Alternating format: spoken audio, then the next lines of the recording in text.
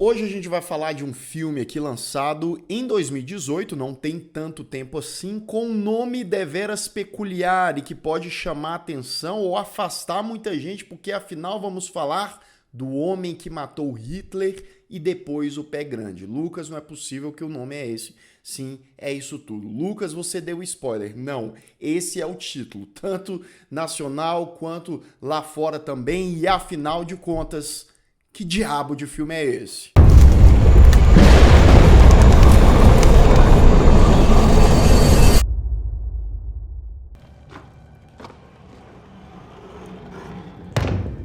Sejam todos muito bem-vindos a mais um Refúgio Cult, meus amigos, hoje pra gente falar do filme americano lançado em 2018, O Homem que Matou Hitler e o Pé Grande. Mas calma que, primeiro, esse filme é bem melhor do que ele parece ser. Às vezes as pessoas podem se deparar com esse título aqui e pensar, nossa, esse filme deve ser completamente tosco, terrível, etc.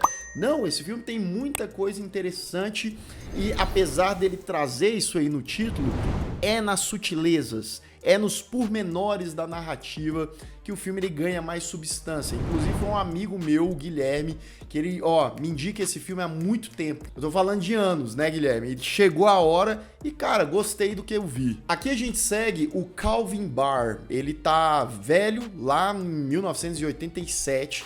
E aí esse filme aqui ele tem uma estrutura, uma montagem que ele se passa em 1987 com Calvin Barr bem mais velho e volta décadas atrás. Vai pro presente, vai pro passado, presente, passado, presente entre aspas, porque década de 80 já passou também. Mas o filme vai pra época da Segunda Guerra Mundial, onde o Calvin ele foi pra guerra, né, e ele fez o que o título do filme falou, né, nas primeiras cenas, nos primeiros minutos, você já vê ele infiltrado ali em uma base nazista, indo lá pra fazer o serviço.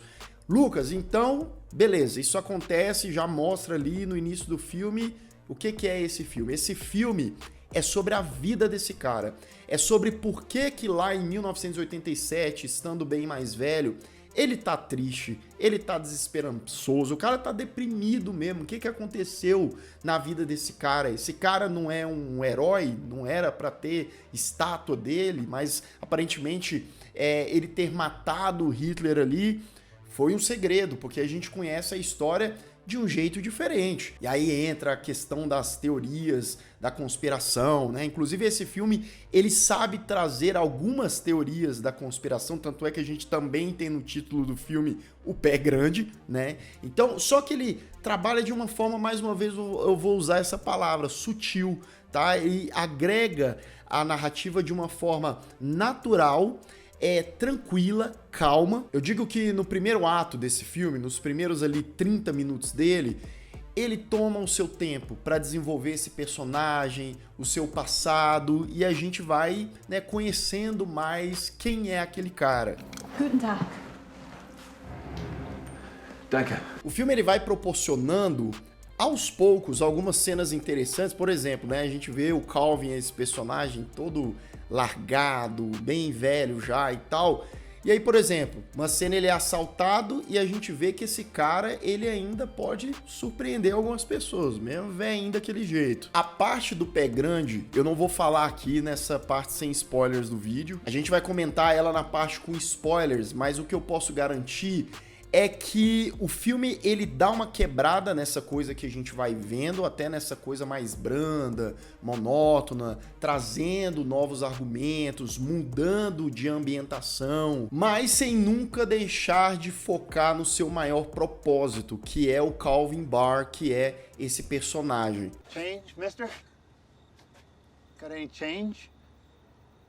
Esse filme é o primeiro longa-metragem dirigido pelo Robert Kreskolski e ele manda muito bem na direção, principalmente por ser o seu primeiro longa. Eu acho que ele tem competência ao mostrar aquela história, ao contar aquela história, né? Por mais que a montagem do filme não seja muito convencional, por exemplo, né? Aqui a gente já entra na parte da edição, claro, mas tem um aspecto que quando o filme ele volta no passado, ele não é muito linear ao contar esses flashbacks. E isso pode ser interessante, isso às vezes pode confundir uma ou outra pessoa que está assistindo ali, mas quando você pega a história como um todo, eles vão entregando pedaços da história até no final a gente entender ali ela por completo. E esse é aquele tipo de filme que a gente sabe que tem um orçamento mais discreto, não é aqueles orçamentos de mais de 100 milhões de dólares, não chega nem perto disso, mas ainda assim o trabalho feito aqui é muito competente na reconstrução de época, quando tá lá na década de 40, né, quando tá na década de 80 também, nos figurinos, na mise-en-scène ali, nas ambientações e tal, então a gente acredita que os personagens, eles estão naquela época. A trilha sonora consegue fazer um trabalho ali competente conversando com o gênero que o filme tá ali em determinado momento, porque eu digo que esse filme ele tem um pouco de drama, ele tem umas pitadinhas até de comédia ali, uns momentos mais engraçadinhos ou até absurdos, mas na medida certa, e já eu vou falar um pouco mais sobre isso, mas também tem uma dose de mistério, né, de suspense, da curiosidade do que de fato aconteceu ou do que vai acontecer. Então, o background, em termos de música, funciona muito bem para ajudar a consolidar esses momentos. Mas eu acho que a grande chave aqui é o ator Sam Elliott, que faz o Calvin, mais velho, né? Ele tá muito bem no papel, ele faz essa figura amargurada, essa figura triste e misteriosa, e você se apega a esse personagem. É um filme pequeno, tá? De 1h30, mas é o suficiente para você, enfim, se preocupar com ele. O Aidan Turner, que faz o Calvin lá na década de 40, também tá muito bem, tem uns momentos ali de presença, de carisma, né? São o mesmo personagens, mas em épocas diferentes, depois de que, claro, muita coisa aconteceu nesse meio tempo. Esse filme, ele traz umas coisas, né, umas ideias, uns pensamentos de tipo assim, não importa o quão grandioso pode ser um feito ou alguém fazer alguma coisa, mas essa pessoa humana, ela vai envelhecer e muitas vezes ela envelhece solitária. E aí coisas como a depressão, né, a própria solidão e vários outros problemas, né, até de saúde mental de modo geral, elas acometem pessoas independente de qualquer coisa. E aí a gente entra no campo das escolhas da vida, né? A gente segue por um caminho e aí o tempo passa e aí os arrependimentos acontecem, o que a gente deixou para trás, o que a gente podia fazer de diferente. Lucas, esse filme traz isso tudo? Sim, algumas coisas mais simples ali, mais superficiais, mas tá tudo aqui nesse montante. Eu acho sim que o filme às vezes ele dá uma aprendida ali no ritmo em alguns momentos e tem algumas escolhas, na verdade uma narrativa ali mais pro final, que eu penso, isso aí foi mais para dar um drama gigante, mas não havia tanta necessidade, né? Não é uma coisa que é até tão lógica assim. Mas enfim, O Homem que Matou Hitler e Depois o Pé Grande é uma experiência curiosa, interessante, e que você ainda assistiu o filme de cabeça aberta e não esperar uma coisa grandiosa e completamente fora da caixa, né? Esse filme, por mais que tenha algumas coisas fora da caixa, você pode gostar bastante, tá? Infelizmente, não tem nos streams por aí. Dá pra você dar, né, aquela famigerada, peneirada. Deixa aqui nos comentários o que vocês acharam desse filme, que eu também quero saber a opinião de vocês. Eu dou uma nota 7.5 para ele. Um bom filme com ótimo valor de produção e uma história que merece mais reconhecimento. Atenção! Aviso de spoiler. A partir de agora, continue por sua conta e risco. Bem, então vamos lá, né? No passado, a gente vê a trajetória do Calvin e tal, na primeira cena, já infiltrando ali a base nazista, improvisando uma arma ali, indo de encontro ao Hitler. O filme corta, a gente vê lá ele em 1987, depois volta com o Calvin novo, né? Chegando lá na região próximo da onde estava essa base nazista que supostamente estaria o Hitler. E o cara foi andando, né? O Senhor América, que eles chamam ele lá, e aí ele encontrando os russos e dando seguimento ao seu plano. Ele conhece a sua amada também, e aí é que quebra a linearidade dessa história no passado, porque os flashbacks eles são os pensamentos do Calvin. Então lá em 87, quando ele tá vendo alguma coisa, ele lembra. Então a linha temporal ela pode estar um pouco alterada. Então, quando a gente vê, por exemplo, ele conhecendo a amada dele, é antes, obviamente, lá dele matando o Hitler, ou dele ter ido pra guerra, etc, né? Então ela é uma professora e tal, os dois se apaixonam, etc. Inclusive eu disse que esse filme tem drama, suspense, aventura, mas ele também é um romance, tá? O romance é parte essencial dessa obra. Vemos toda a trajetória dele se infiltrando, né? Ele pegando o uniforme, aí ele pega um pastor alemão, né? Vai até lá a base, passa por um dos lugares onde ele vê os judeus sendo levados pro trem que vai ser levado pro campo de concentração, né? E aí ele chega na tal da base, né? E o pessoal, ninguém suspeita. Ele é um cara que ele já tá ali há bastante tempo naquela região, então ele sabe falar alemão muito bem, então passou despercebido, consegue chegar até a sala do Hitler, né? Hitler recebe ele lá e tal, e aí é interessante a arma que ele faz lá na hora para ele matar o Hitler, né? Ele pega um negócio de cachaça lá, um negócio de bebida e faz como silenciador e dá 2 tiros, matando o Hitler na surdina.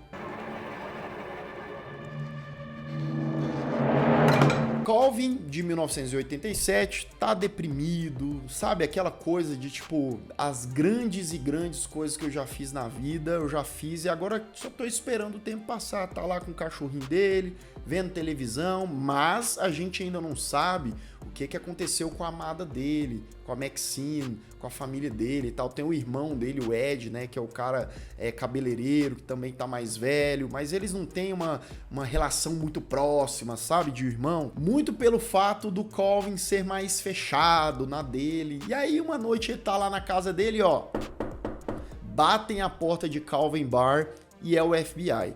Né, eles chegam lá e tal, e aí já quebra aquela monotonia do Calvin, mas ele sempre sério, né, durão. E aí, basicamente, eles têm uma missão para Calvin. Olha só que maravilha, hein? Seria a chance do Calvin dar uma movimentada na vida dele.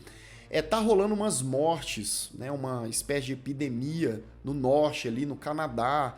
E aí tá um mistério, tá saindo nos noticiários, e o FBI revela pro Calvin o que tá acontecendo.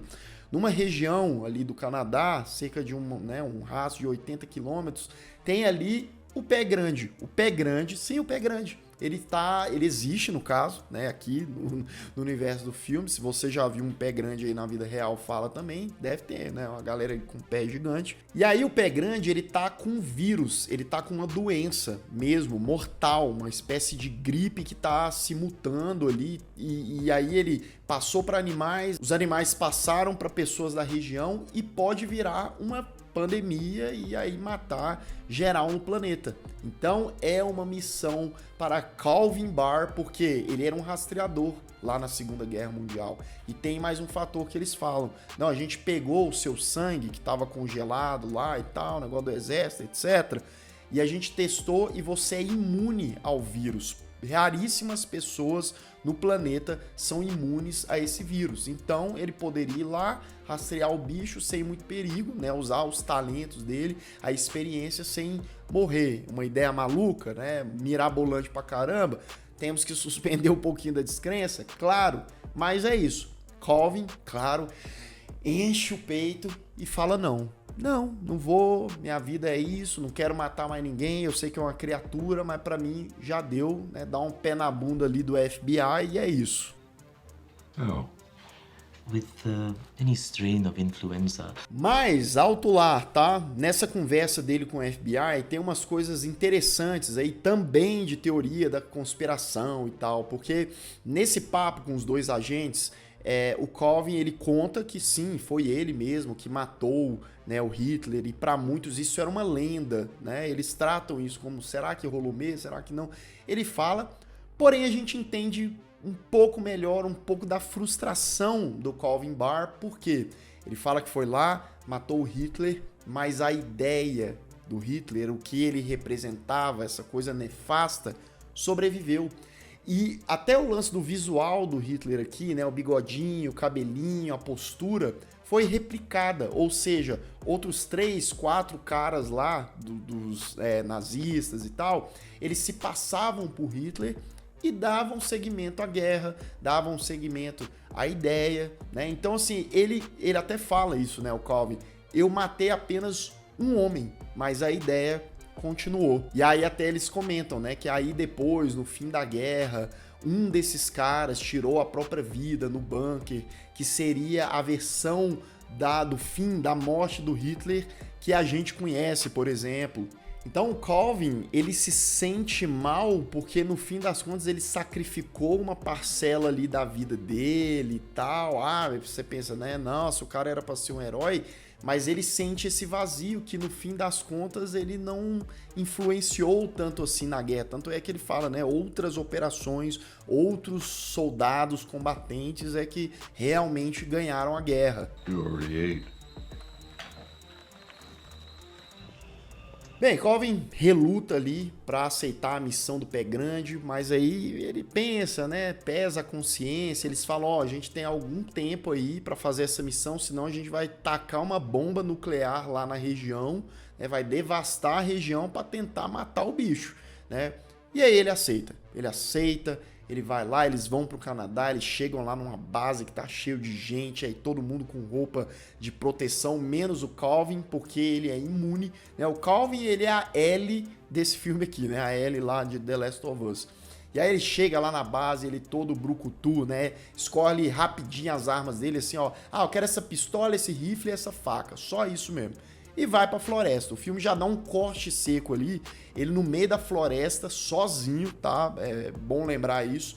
E ele já meio que dá um tiro ali, ele encontra rápido, pelo menos na edição do filme, né? Talvez ele tenha demorado ali algumas horas ou mais de um dia para rastrear de fato o Pé Grande, mas o filme não demora muito, ele já dá um tiro ali no Pé Grande, o Pé Grande sai correndo, né? Inclusive o Pé Grande ele tem esse visual meio Planeta dos Macacos das antigas, lá da década de 60, o cara vestido e tal, o pé dele não é tão grande assim, tanto é que o próprio Calvin, né, ele fala no rádio com os caras, ó, ele não tem um pé muito grande não, tá? Vocês têm que parar de chamar ele assim. E aí é o Calvin se lascando, né, caindo ali, quebrando o dedinho, subindo pedra, né, atravessando rios, ele lembra lá da sua amada, da Maxine, né, do período que ele estava na guerra, porque eles não falam exatamente, né, quanto tempo ele ficou, mas ele deve ter ficado mais de ano, 2 anos aí nessa missão, quem sabe, né, e se afastou da Maxine, a Maxine precisou mudar da cidade, não tinha nenhuma notícia do Calvin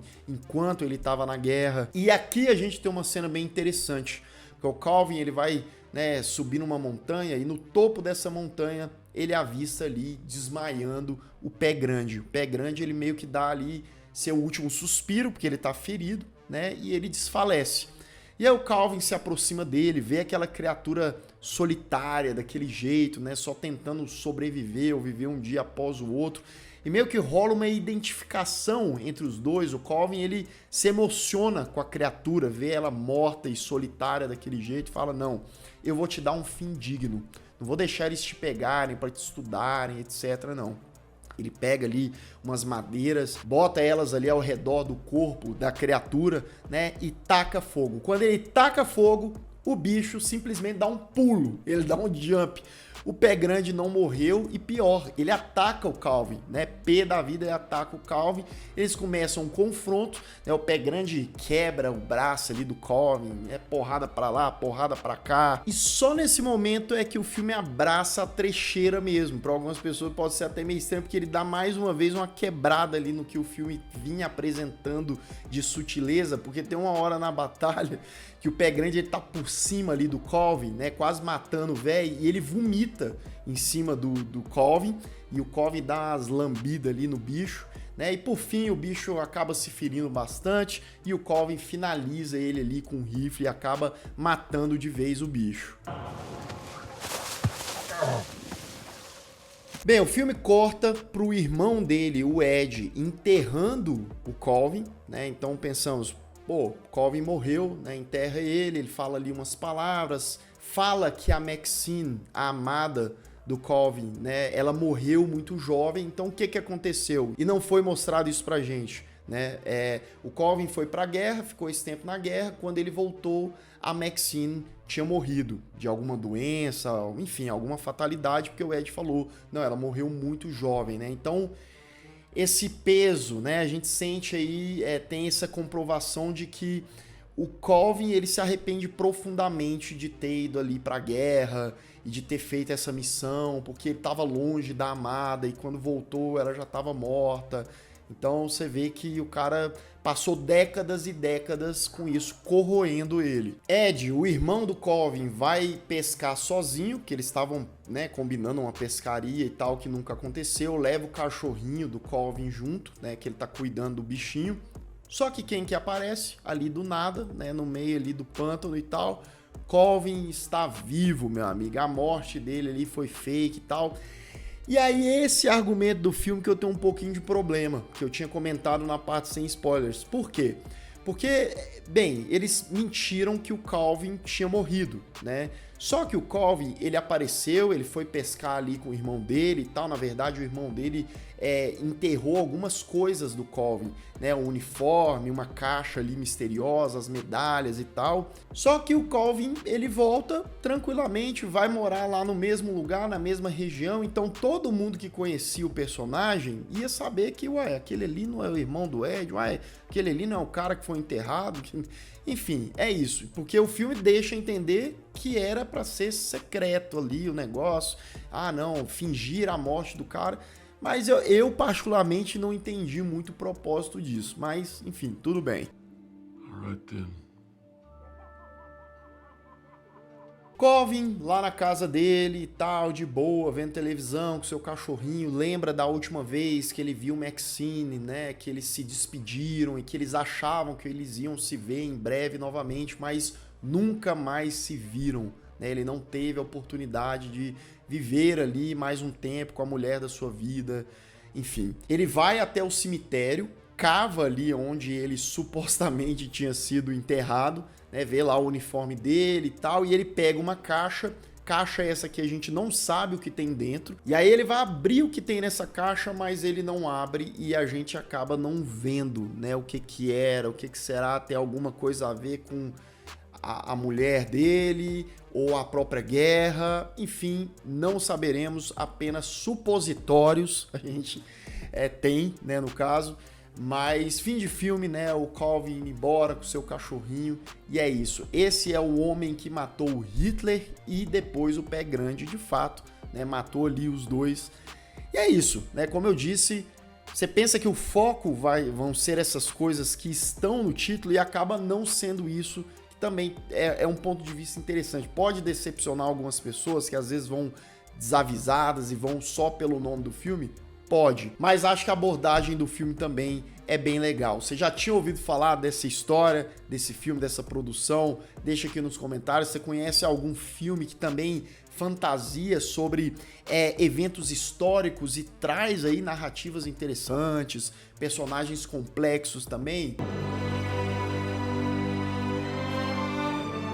E se você ainda não é inscrito aqui no canal, se inscreva aqui embaixo, clique no sininho para receber todas as notificações e deixe o seu like, que ajuda muito o Refúgio Cult. E eu vou ficando por aqui, caso você tenha perdido os últimos vídeos aqui do canal, ó, estão aparecendo bem aqui do meu lado, é só clicar e assistir, caso o YouTube não tenha te mandado.